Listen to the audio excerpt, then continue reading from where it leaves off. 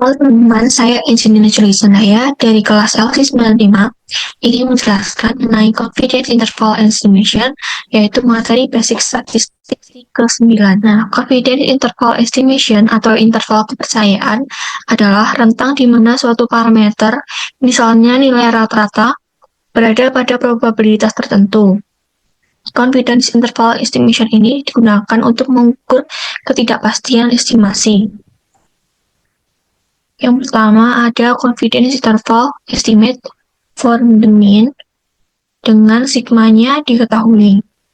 Rumusnya yaitu rata-rata plus minus Z alpha per 2 dikali dengan standar error, di mana sigma di sini berarti standar deviasi dari populasi. Nah, Z alpha per 2 adalah nilai yang sesuai dengan probabilitas apartil alpha per 2 dari distribusi normal terstandarisasi, yaitu area kumulatif 1 minus alpha per 2.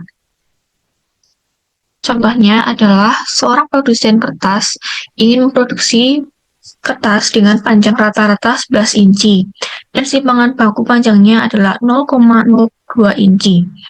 Kemudian memilih sampel sebanyak 100 lembar dan panjang kertas rata-rata adalah 10,998 inci.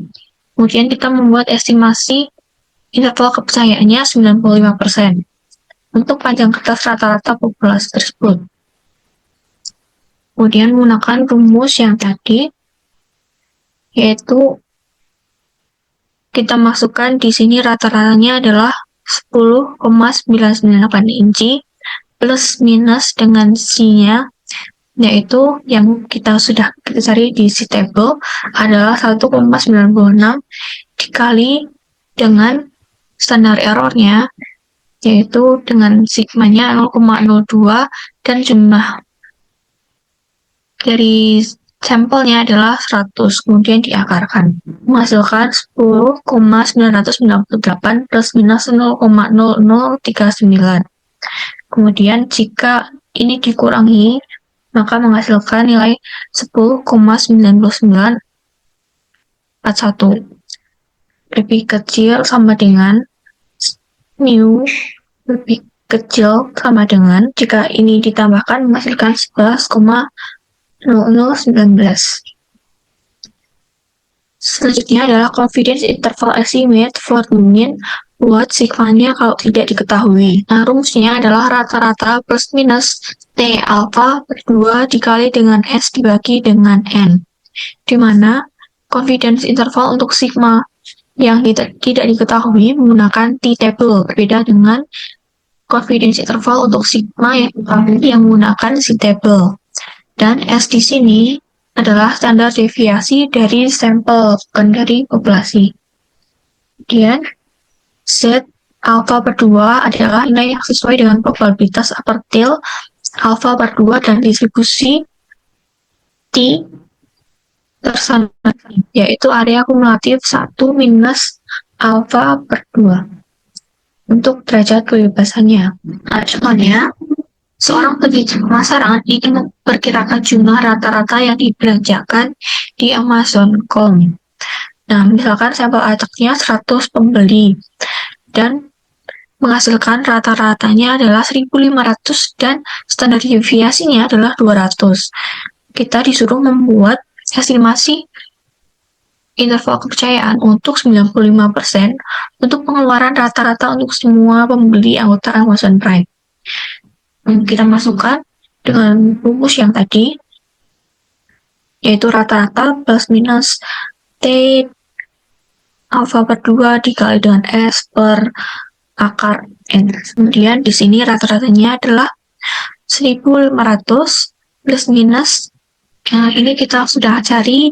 Nah, kita sudah cari di table untuk interval kepercayaan 95% itu adalah 1,984 dikali dengan S-nya adalah 200, kemudian dibagi dengan ukuran sampelnya adalah 10. Dan kita hitung yang bagian sininya adalah 20. Dan kemudian kita kalikan menghasilkan 39,68. Kemudian untuk batas bawahnya yaitu kondisi jika dikurangi, berarti 1500 dikurangi dengan 39,68 adalah 1460,32. Dan batas atasnya adalah 1500 ditambah dengan 39,68 menghasilkan 1539,68. Selanjutnya adalah confidence interval estimate for proportion. Nah, confidence interval estimate for proportion seperti materi pada sesi ke-8 yaitu untuk menghitung proporsi. Nah, di sini untuk menghitung confidence intervalnya sendiri adalah P plus minus Z alpha per 2 kemudian dikali dengan akar P dikurangi P dikali dengan 1 kurangi P per N, dimana P adalah sample proportion sama dengan X bagi dengan N, dimana X di sini adalah karakter yang diminati dan N adalah sample size dan P adalah population proportion dan C alpha per 2 adalah critical value dari normal distribution dan N adalah sample size. Nah, untuk menggunakan rumus ini, sample size N harus cukup besar untuk X dan N min X lebih besar dari 5. Kemudian, confidence interval for the proportion ini menggunakan C table karena menggunakan distribusi normal. Selanjutnya adalah determining sample size. Nah, rumusnya adalah Z kuadrat alpha per 2 dikali dengan standard deviation dipangkatkan 2, kemudian dibagi dengan E kuadrat, di mana N di sini adalah sampel yang diperlukan, kemudian Z adalah nilai kritis normal, sigma adalah standard deviation, dan E adalah marginal error. Selanjutnya adalah sample size determination for the proportion. Nah, rumusnya adalah N sama dengan Z kuadrat alpha per 2 dikali dengan Pi dikali 1 min Pi dibagi dengan E kuadrat. Nah, ini adalah contoh soal untuk sample size determination for the mean, yaitu seorang eksekutif perikanan ingin memperkirakan jumlah waktu rata-rata yang dihabiskan konsumen dengan media digital setiap hari. Dari penelitian sebelumnya, simpanan baku diperkirakan sebesar 45 menit. Kemudian yang pertama adalah berapa ukuran sampel yang diperlukan jika eksekutif tersebut ingin memiliki keyakinan 90% untuk benar dalam waktu 5 menit. Nah, sebelumnya kita ketahui simpanan bakunya dalam 45 menit, marginal errornya adalah 5 menit, dan tingkat kepercayaannya untuk yang A yaitu 90% adalah 1,645, dan untuk yang B di mana keyakinannya 99% adalah 2,576. Nah, rumus di sini sama saja dengan rumus yang di depan ini karena sama-sama dikuadratkan. Bedanya kalau ini dikali dulu baru dikuadratkan. Kita masukkan saja Z alpha per 2-nya adalah 1,645 dikali dengan simpangan bakunya atau standard deviation dalam 45 dibagi dengan marginal error-nya adalah 5.